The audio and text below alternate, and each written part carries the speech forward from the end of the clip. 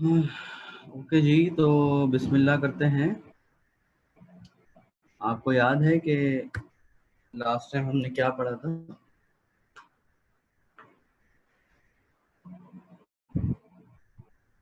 कुछ याद होगा?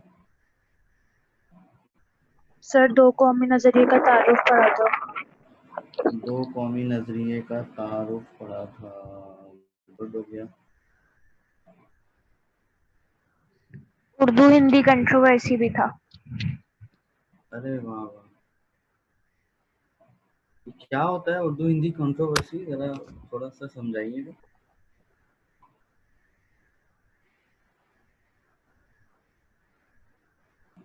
उर्दू हिंदी का तनाज़ा 1857 में, और इसके बाद जो आपने स्क्रिप्ट बताए थे। 57 नहीं है बाजी, 67 है।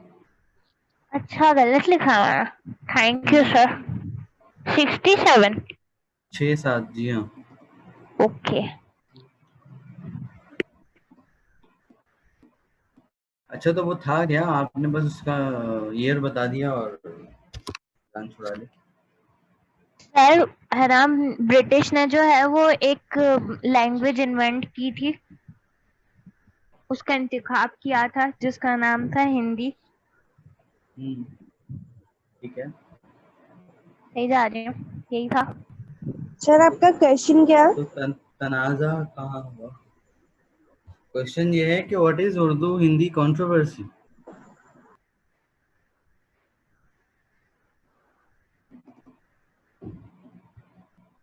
नहीं आया समझ में?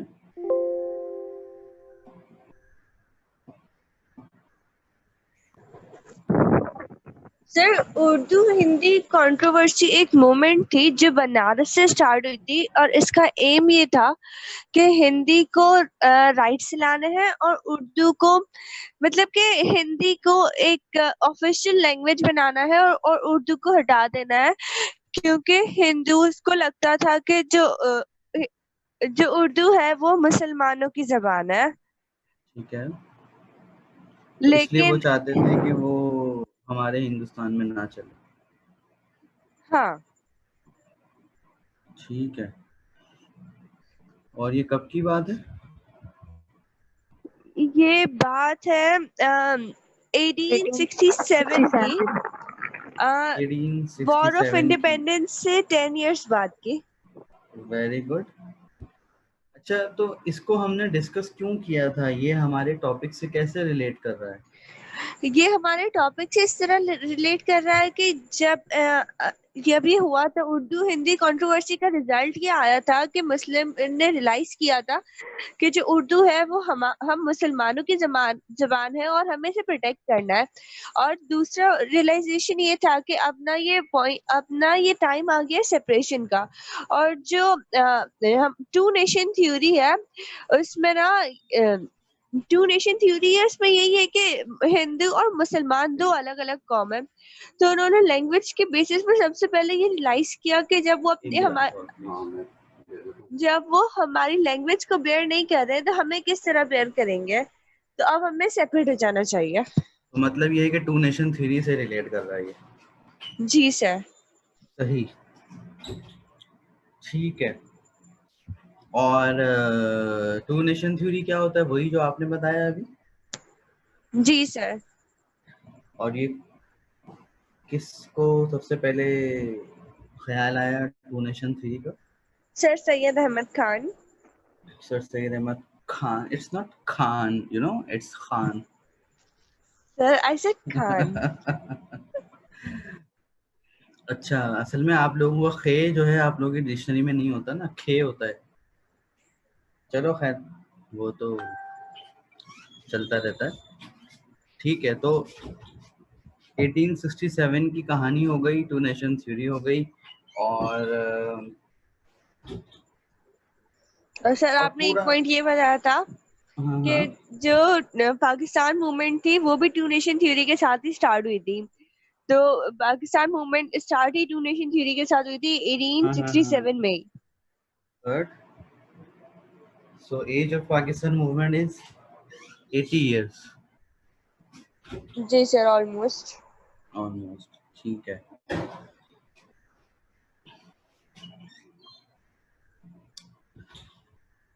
अच्छा जी, यहाँ मेरे पास कुछ मैसेजेस आए हैं, सर इसी को पढ़ा लें अकेले। ओके, नहीं यार, एक तो बच्ची जवाब दे रही है, ऊपर से तुम लोग जल रहे हो। एक ना लोग तुमसे जो है ना जेलस हो रहे हैं। तुम मुझसे क्यों जेलस हो रही हो? मुझे तो पीएचडी इतनी आती भी नहीं है। आपने जो कह रहे बताया हैं, मैं वही बस आपको बता रही हूँ। वो कह रहे हैं कि आप इसी को पढ़ा लें बस अकेले। She is trying to impress you. I am already impressed. Sir अब अच्छा, आपको इम्प्रेस तो करना पड़ेगा ना, तभी मार्क्स अच्छे आएंगे। नहीं मैं तो किया कराया इम्प्रेस हूँ। अच्छा बहरहाल, एक मिनट, मैं ज़रा इसको देख लूँ। ओके, तो आइए आपको हम दिखाते हैं अपनी स्क्रीन, और फिर आपको लिए चलते हैं यहाँ पर।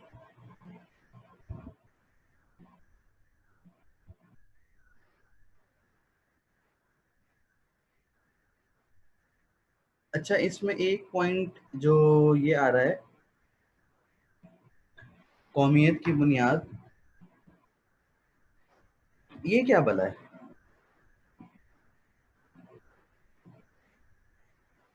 जो लिखा हुआ है ना आपके पास, सेकंड पॉइंट है बेसिस ऑफ नेशनहुड।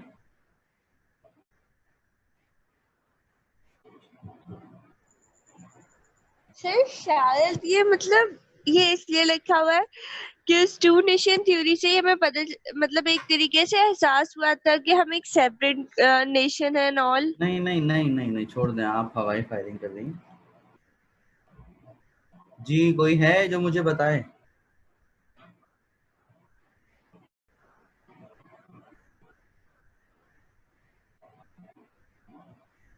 लो, आप खुद भी नहीं बोल रहे, जब वो बोल रही थी तो उसे भी नहीं बोलने दे रहे थे।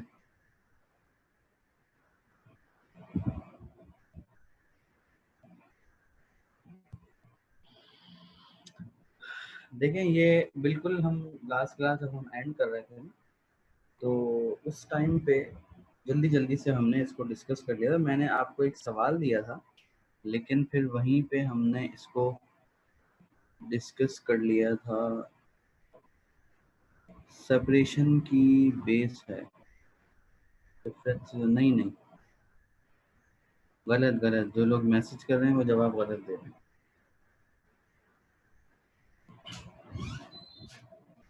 देखिए, मैंने आपको ये बताया था, एक सवाल है भाई कि अगर कोई शख्स, कोई कौम ना, या कोई ग्रुप ऑफ पीपल आज पाकिस्तान में खड़ा हो जाए और वो ये कहे कि हमें अलग रियासत चाहिए, अलग वतन चाहिए, तो हम उन्हें क्या नाम देंगे?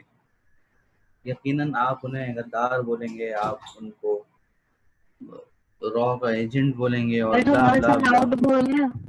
सर थोड़ा सा लाउड बोलना, आवाज कम आ रही है। अच्छा अच्छा, चलें दोबारा से बोल देता हूँ। मैं ये कह रहा हूँ कि एक सवाल है, सवाल यह है कि अगर कोई शख्स या कोई कौम या कोई तबका या कोई कम्युनिटी आज पाकिस्तान में खड़े होकर आपसे ये कहे कि हमें अपने लिए अलग वतन चाहिए। सपोज पिछले दिनों बड़ा भौचाल आया हुआ था कि बलूचिस्तान जो है वो पाकिस्तान से अलग हो रहा है, बलूचिस्तान अलग मुल्क बनने जा रहा है। तो अगर कोई मूवमेंट चलाता है यहाँ पर कि भाई बलूचिस्तान को हम अपना अलग मुल्क बनाएंगे, पाकिस्तान से अलग कर लेंगे, तो उसे क्या नाम देंगे आप?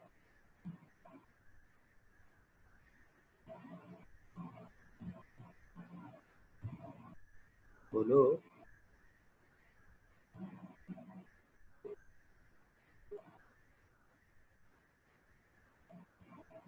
अरे बोलो ना।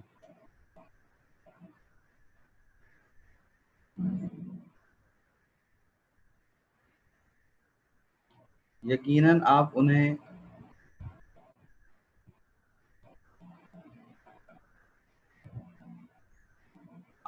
जो है वो सर गद्दार। म्यूटिनस कहेंगे कि गद्दारी की है या हाँ, बगावत की है। जी जी जी, बिल्कुल बिल्कुल। अच्छा, यही काम आज से जो है वो 100 साल पहले आपने किया था, बल्कि 100 साल क्यों, 150 साल हो गए।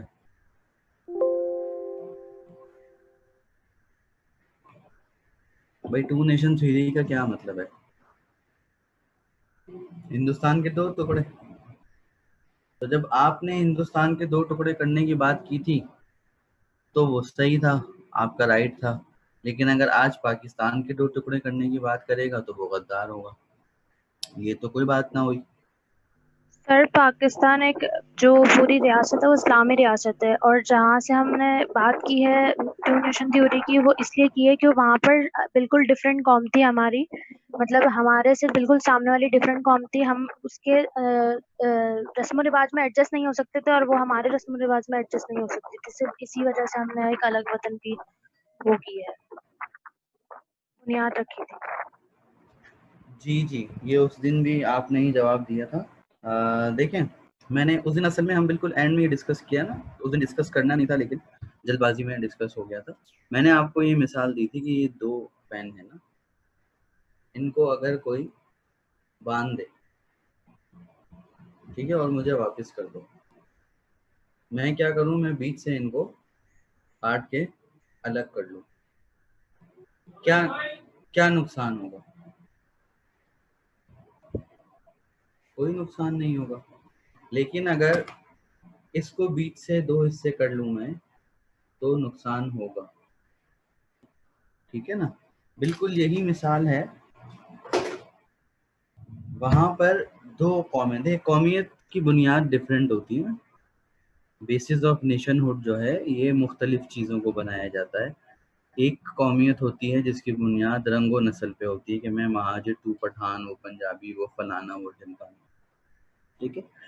एक कौमियत होती है जिसकी बुनियाद जोग्राफी होती है कि मैं पाकिस्तानी, तुम हिंदुस्तानी, वो जापानीज, वो चाइनीज, वो ब्ला ब्ला, ठीक है।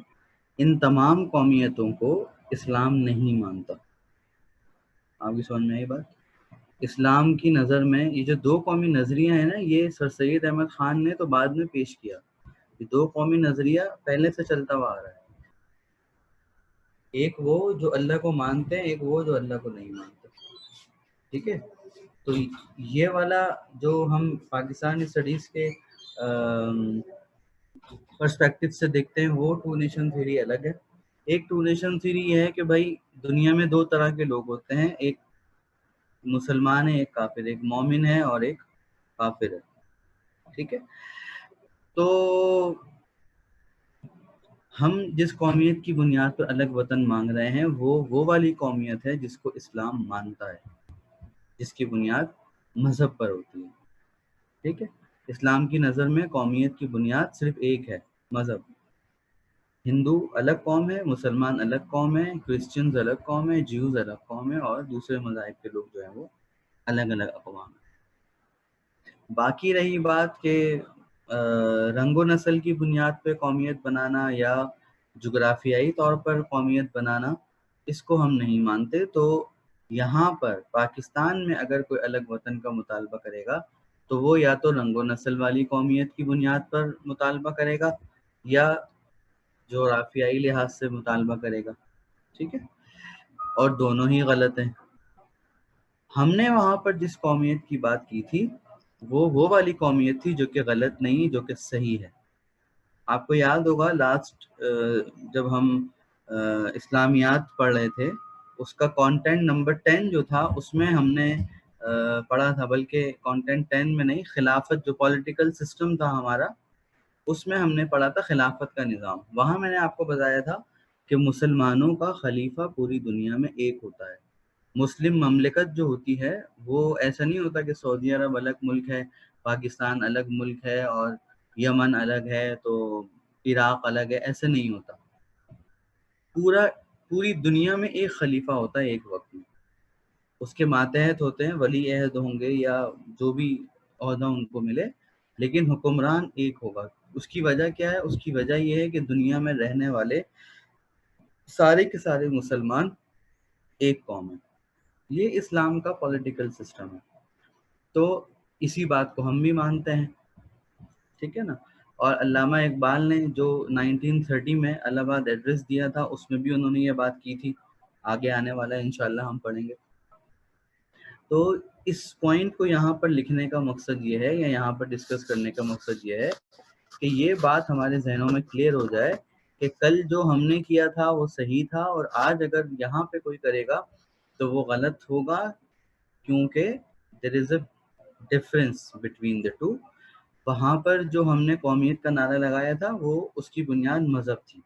भाई मुसलमान और हिंदू के दरमियान सबसे बड़ा डिफरेंस क्या था? बहुत सारे डिफरेंसेस थे, लेकिन जो सबसे की डिफरेंस था, जो मेजर डिफरेंस था, वाज़ेह तौर पर जो बुनियादी फर्क था, वो क्या था? वो मजहब था। और उसी की वजह से दो कौमी नजरिया पेश किया गया। तो दो कौमी नजरिया, इसीलिए मैंने लास्ट क्लास में भी आपसे कहा था कि दो कौमी नजरिया जो है कभी ख़त्म नहीं हो सकता। दरमियान में जो दीवार है वो रहेगी।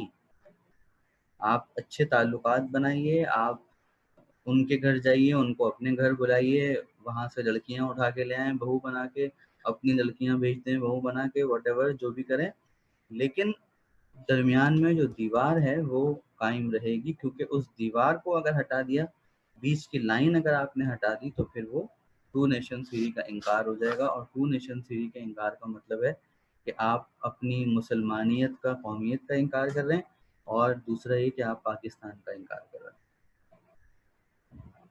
ठीक हो गया? तो दो कौमी नजरिया क्या होता है, टू नेशन थ्योरी क्या है, ये आपने समझ लिया।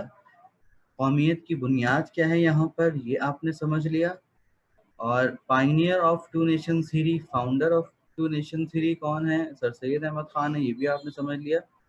और नहीं,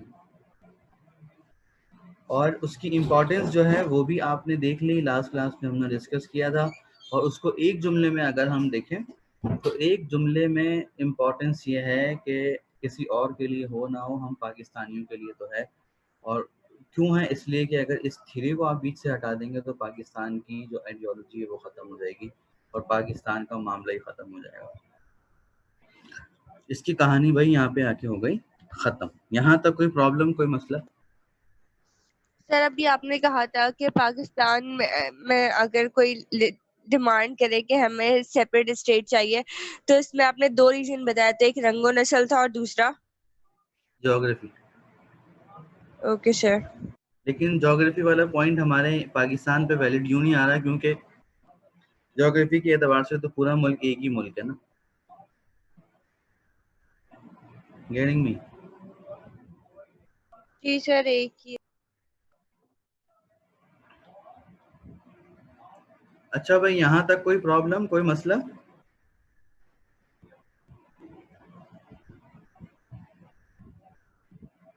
यहाँ तक कोई परेशानी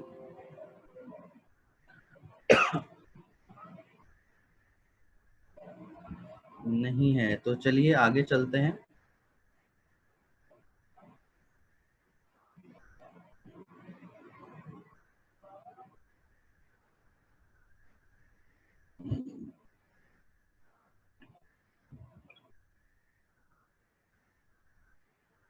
आइडियोलॉजी ऑफ पाकिस्तान, क्या कोई मुझे बता सकता है कि आइडियोलॉजी क्या होता है? नजरिए हयात। नजरिया हयात नहीं बोलिए, नजरिया तक ठीक है, नजरिया हयात तो अलग हो जाएगा, वो कुछ और है।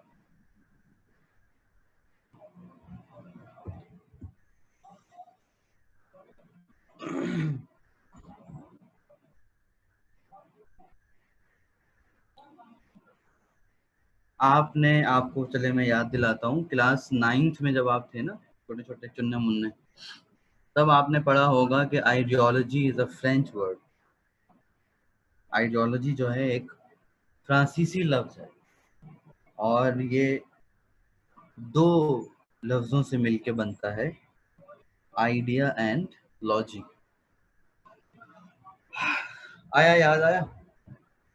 Idea means concept, logy means study, so ideology means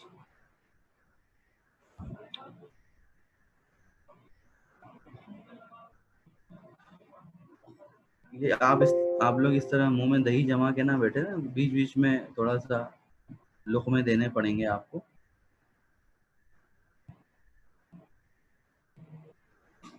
system of ideas. देखिए आइडियोलॉजी का मतलब हुआ स्टडी ऑफ कॉन्सेप्ट, ठीक है ना, ये तो लफ्जी तौर पर इसका मतलब हो गया। अब आइडियोलॉजी होता क्या है?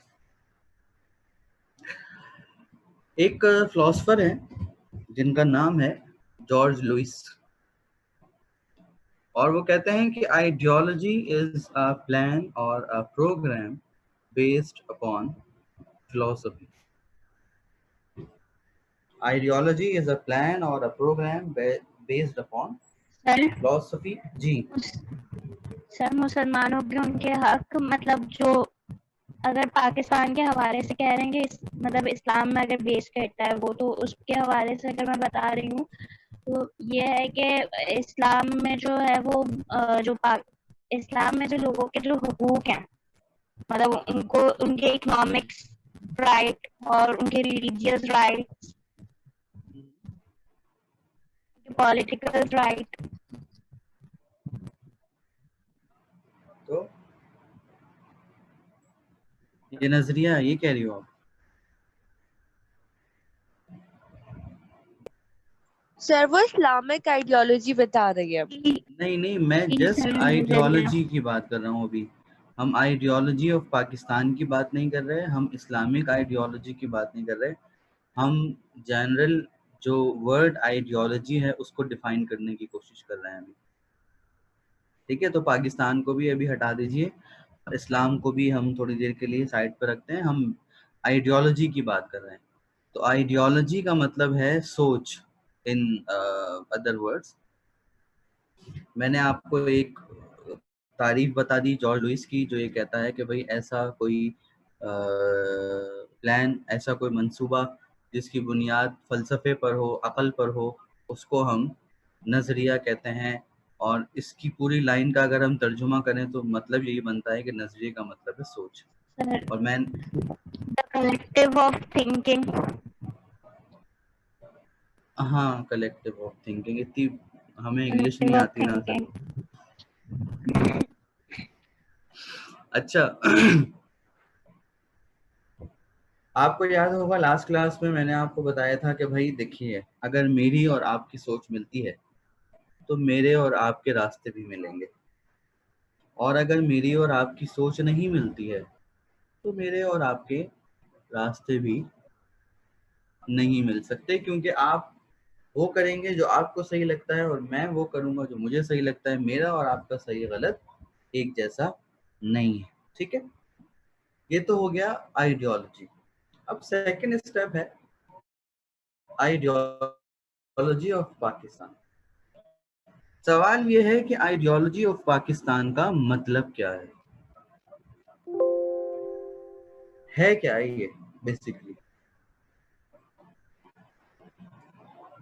उसका जवाब ये है कि जब भी कोई चीज बनती है, कोई भी चीज जो बनती है, सबसे पहले कहाँ बनती है?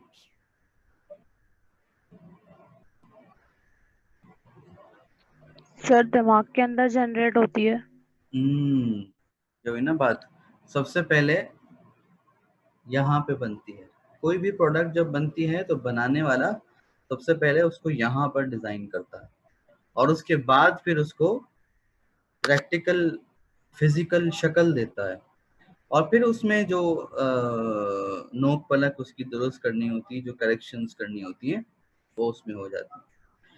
तो इसी तरह जब पाकिस्तान बना था तो वो भी सबसे पहले यहाँ पर बना था। हमारे जो बड़े थे, हमारे जो लीडर्स थे पॉलिटिकल, उन लोगों के जहनों में एक सेपरेट स्टेट का कॉन्सेप्ट था, और उसकी कुछ कैरेक्टरिस्टिक्स उनके यहाँ पर मौजूद थी, कुछ खुसूसियात। अब वो किस तरह का मुल्क चाहते थे, इसको कहते हैं आइडियोलॉजी ऑफ पाकिस्तान या नजरिया पाकिस्तान। ठीक हो गया? वो क्या है और उसकी डिटेल्स क्या है वो तो यहाँ लिखी हुई ना, आपको दिखाई दे रही है, लेकिन उसका मतलब क्या है? उसका मतलब यह है कि भाई ऐसा मुल्क कैसा मुल्क वो लोग चाहते थे, वो नजरिया पाकिस्तान।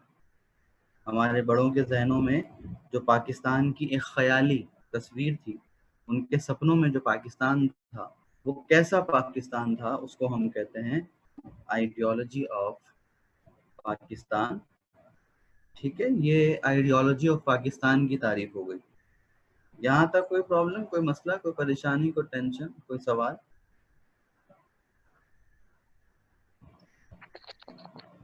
सर इन शॉर्ट हम इसे ये कह सकते हैं कि दिमाग के अंदर जो भी इमेज बनी है उसको हम नजरिया पाकिस्तान कहते हैं। हाँ, किसके दिमाग में? हमारे बुजुर्गों के जिन्होंने हाँ पाकिस्तान के हाँ लिए हाँ, एफर्ट्स ये की। ये बोल दीजिए, वरना कहीं ऐसा ना हो आप समझें कि हमारे दिमाग में जो आ रहा है। जी, एक आवाज और आई।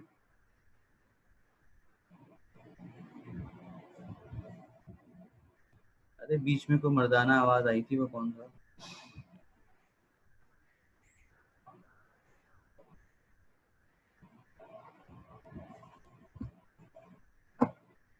ओके, अब फिर अगला सवाल यह है कि भाई ठीक है, हमने मान लिया कि आइडियोलॉजी ऑफ पाकिस्तान का मतलब यह है कि हमारे बड़ों के जहनों में जो पाकिस्तान था वो कैसा होना चाहिए, इसको आइडियोलॉजी ऑफ पाकिस्तान कहते हैं। तो फिर उस पर सवाल ये पैदा होगा कि भाई तो बताइए कि उनके जहनों में कैसा पाकिस्तान था, वो किस तरह का पाकिस्तान देखना चाहते थे।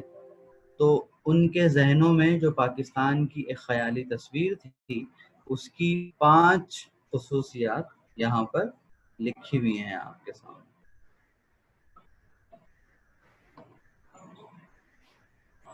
ठीक है जी।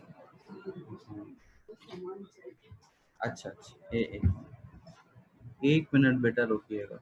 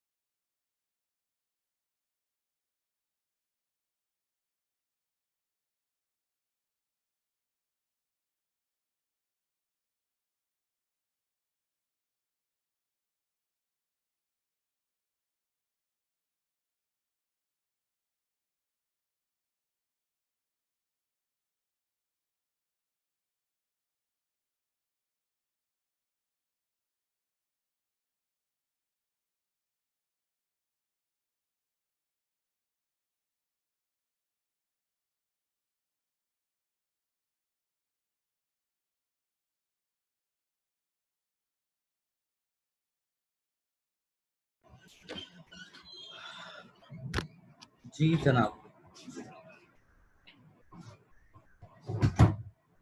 कहाँ थे हम? सर अपना क्वेश्चन वापस से रिपीट करें। सर हम 5 पॉइंट्स आइडियोलॉजी पे ऑफ थे। पाकिस्तान की, हाँ, आइडियोलॉजी ऑफ पाकिस्तान की डेफिनेशन हो गई। ठीक है, आइडियोलॉजी ऑफ पाकिस्तान का मतलब हमने ये समझा कि भाई उस वक्त के बुजुर्गों के जहनों में, पाकिस्तान बनाने वालों के जहनों में पाकिस्तान की जो ख्याली तस्वीर थी, उसको नजरिया पाकिस्तान कहते हैं। ठीक है, अब सवाल पैदा होगा, जहन में सवाल आएगा कि भाई तो उनके जहनों में कैसी तस्वीर थी, वो किस तरह का मुल्क देखना चाहते थे। उसकी 5 खसूसियात हमने यहाँ पर लिखी हुई। इन 5 चीज़ों को मिलाएं तो पाकिस्तान की ख्याली तस्वीर बनती है, जो कि उस वक्त हमारे बुजुर्गों और बड़ों के जहनों में थी। सबसे पहली चीज़ है इस्लाम। भाई हमें एक मुस्लिम ममलिकत चाहिए थी। जाहिर है इस पर ज़्यादा बात करने की ज़रूरत नहीं है, सिंपल सी बात है। हमने पाकिस्तान बनाया ही इसलिए था कि हमें जो है वो मजहबी आज़ादी चाहिए थी, हमें अपने मज़हब पर आज़ादी के साथ अमल करना था। ठीक है, तो पाकिस्तान जो है वो इस्लाम के नाम पर बना। पाकिस्तान का मतलब क्या है, ला इलाहा इल्लल्लाह ये नारा उस वक्त लगाया जाता था।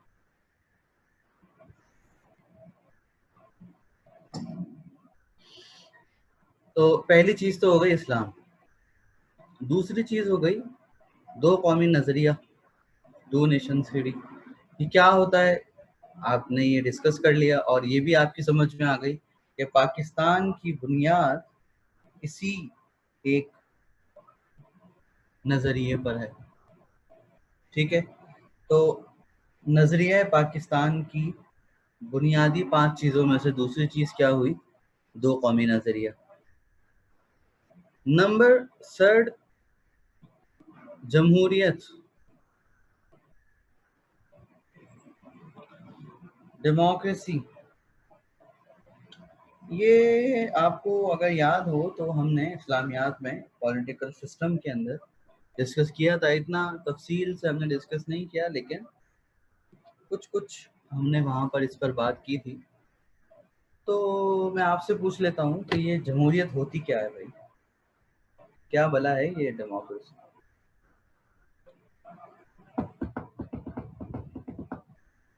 जैन बताएगा, जैन भाई। जी सर। अगर आप हमारे साथ मौजूद हैं तो जरा बताइए जमहूरियत क्या होती है? सियासत। नो नो नो नो,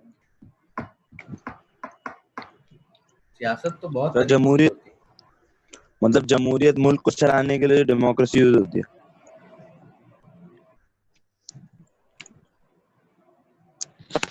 नहीं यार, मजा नहीं आया। चलो ठीक है, तुम नाश्ता करो, मैं किसी और से पूछता हूँ। है कोई और है जो मुझे बताए कि जमहूरियत क्या होती है? सर वही ना कि मतलब मुझे लग रहा है कि जैन का आंसर सही है, मतलब थोड़ा सा तो वो कर रहा है ना। जैसे कि ना गवर्नमेंट चूज की जाती है जिसमें ना इलेक्ट किए जाते हैं पीपल्स को। Sir simple vote based system.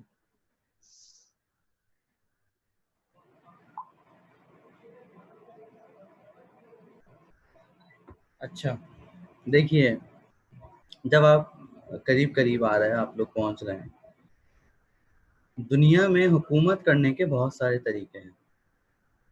ठीक है, गवर्निंग सिस्टम्स जो हैं वो डिफरेंट टाइप्स के होते हैं। एक रॉयल सिस्टम होता है, किंगडम जिसे कहते हैं, बादशाहत का निज़ाम। उसमें क्या होता है कि मैं बादशाह हूँ तो अगला बादशाह मेरा बेटा, मेरा भाई, मेरा भतीजा, मेरे ही खानदान का कोई फर्द होगा जो कि बादशाह बनेगा। ठीक है, जैसे हमारे यहाँ ये जो देहाती इलाका होते हैं ना, इनमें वडेरा सिस्टम जो होता है, सरदार का सिस्टम जो होता है, चौधरी साहब का सिस्टम जो होता है। जैसे पहले मियाँ मोहम्मद शरीफ साहब थे, उसके बाद नवाज शरीफ साहब आए, अब जो है वो मरियम नवाज साहिबा आ गई हैं। ठीक है, उन तो ये बादशाहत है, इट्स नॉट डेमोक्रेसी। दूसरी तरफ देखें तो पहले भुट्टो साहब थे, फिर बीबी बेनज़ीर भुट्टो साहिबा आ गई थी, अभी जो है वो छोटी आपा आ गई हैं। तो ये सिलसिला चल रहा है ना, इसको आप बोलते हैं किंगडम। और एक सिस्टम होता है जो कि खिलाफत का निज़ाम होता है, जो कि इस्लाम ने हमें दिया, जिसके बारे में डिटेल्स हम पढ़ चुके पिछले सेमेस्टर में। और एक सिस्टम होता है डिक्टेटरशिप जिसे कहा जाता है, आमरीत, जहाँ पर फौजी जो है वो हुकूमत पे कब्जा करके बैठ जाता है। और एक चौथा सिस्टम है जमहूरियत का। जमहूरियत का मतलब वही है जो आप लोग बता रहे थे कि जिसमें वोटिंग सिस्टम जो होता है। ठीक है, तो डिटेल्स जो हैं हम जमहूरियत की डिस्कस करेंगे, लेकिन एक छोटे से ब्रेक के बाद। टाइम हमारा ख़त्म हो रहा है, दोबारा से ज्वाइन कीजिए मीटिंग को, फिर डिस्कस करते हैं जमहूरियत की डिटेल्स। ठीक है।